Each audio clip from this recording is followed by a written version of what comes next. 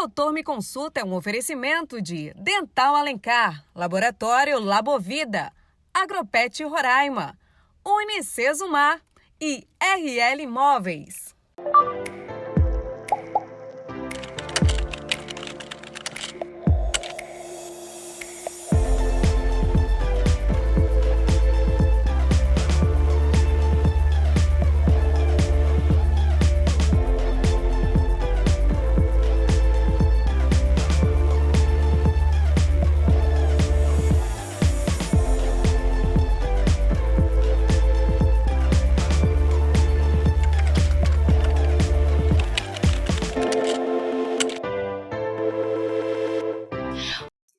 Olá, Doutor Me Consulta já está no ar aqui pela Band Roraima, o seu programa que é referência em saúde, bem-estar e prevenção. Participe do nosso programa, encaminhe a sua pergunta, a sua dúvida ou até mesmo a sua sugestão de tema para os nossos especialistas. E aproveite e siga também o Doutor Me Consulta nas redes sociais. E lá fique por dentro dos nossos bastidores e conheça um pouco mais dos nossos médicos. E agora eu tenho uma dica para você.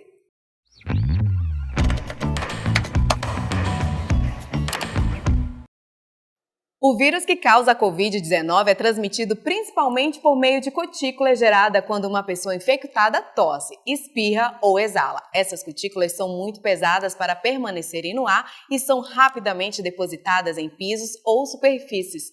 Você pode ser infectado ao inalar o vírus se estiver próximo de alguém que tenha Covid-19. Ou ao tocar em uma superfície contaminada e, em seguida, passar as mãos nos olhos, no nariz ou na boca. Portanto, não toque no rosto e lave as mãos com frequência. Quero dar as boas-vindas à nossa cirurgiã pediátrica, a doutora Denise Matias. Tudo bom, doutora? Seja bem-vinda. Tudo bem, Kelly. Hoje nós vamos falar sobre hérnia inguinal. A doutora vai esclarecer para a gente tudo o que a gente precisa saber a respeito, né, dessa patologia. Doutora, explica para a gente o que é a hérnia inguinal. Bom, a hérnia inguinal, normalmente os pais identificam como um aumento de volume na região inguinal, que é essa região um pouquinho acima do saquinho, né, e um pouquinho acima dos grandes lábios da menina.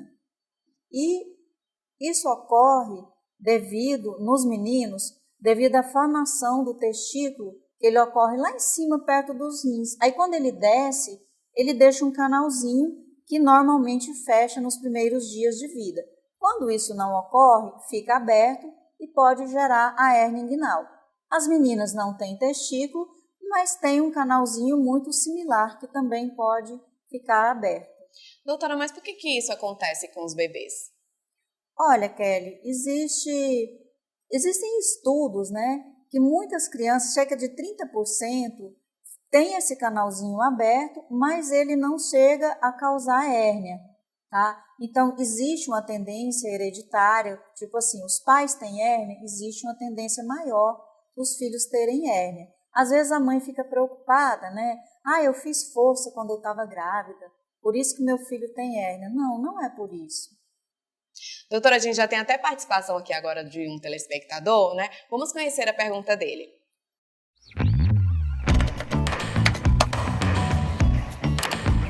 Olá, boa tarde. Me chamo Paulo Henrique, aqui do bairro Pintolândia, e gostaria de perguntar quais sintomas uma hérnia inguinal pode apresentar.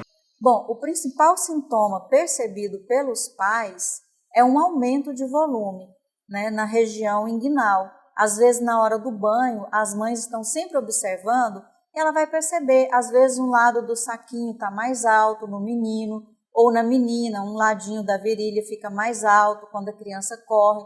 Geralmente, é percebido por um aumento de volume. Doutora, existe mais de um tipo de hérnia inguinal?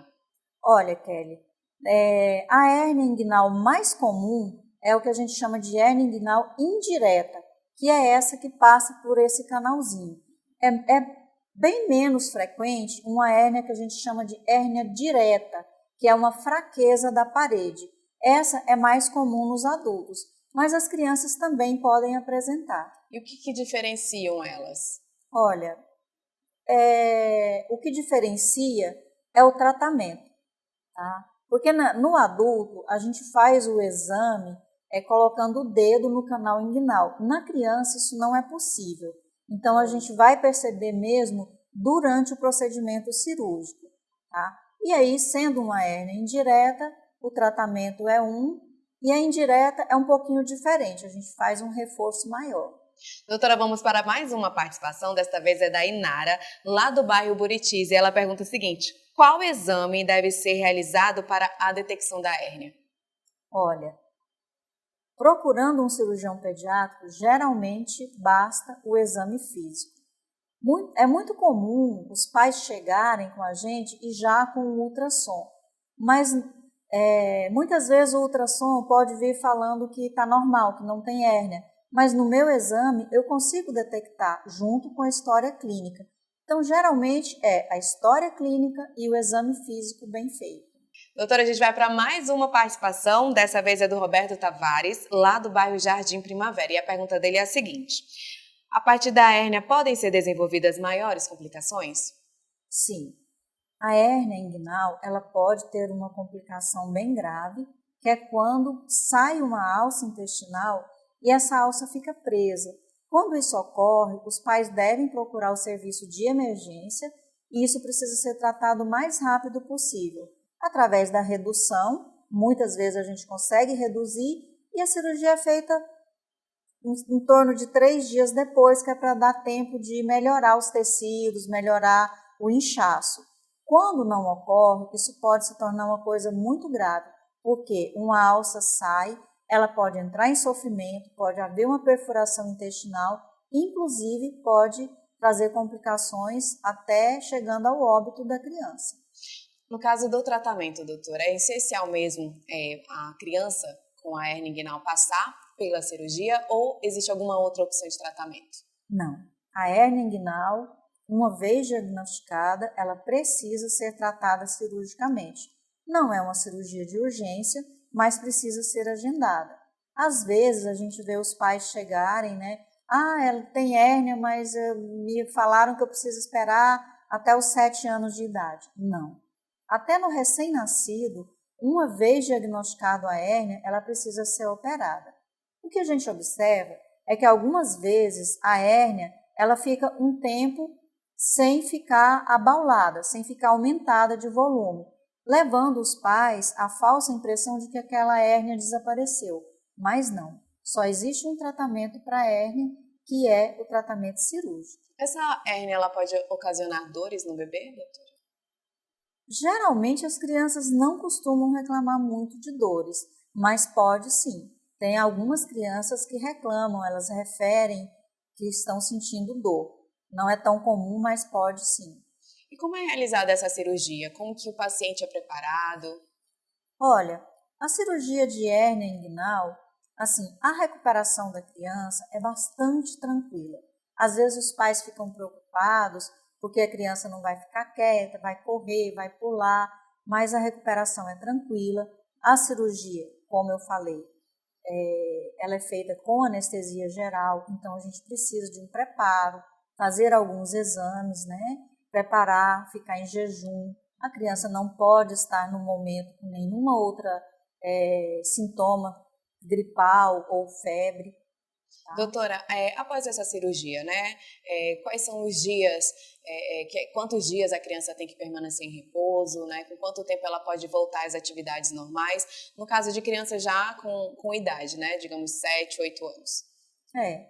Nessa idade, normalmente, cerca de 20 a 30 dias, sem andar de bicicleta, sem ficar pulando, jogando bola, que é o que as crianças mais fazem, Por quê? Porque existe o risco de bater, de sangrar novamente e de ter uma complicação.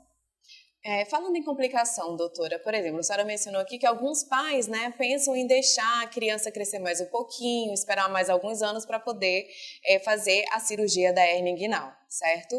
Mas, na sua concepção, o ideal é fazer essa cirurgia o quanto antes. Descobriu? Cirurgiar, doutora? Sim.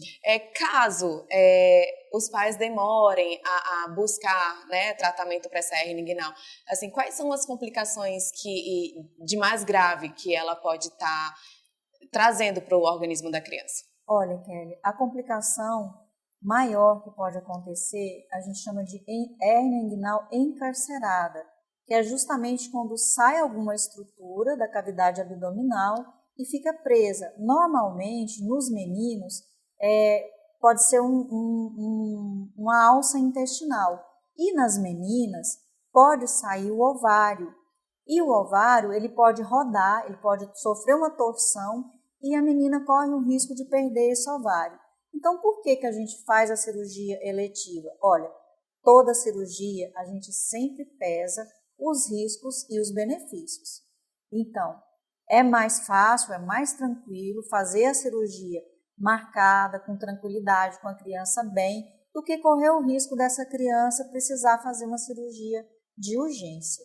Verdade, doutora. Olha, eu quero agradecer mais uma vez a sua presença aqui no Doutor Me Consulta. É sempre bom tê-la aqui conosco. Prazer é meu. Doutor Me Consulta vai para um breve intervalo, mas não saia daí que a gente volta com muito mais informação para você.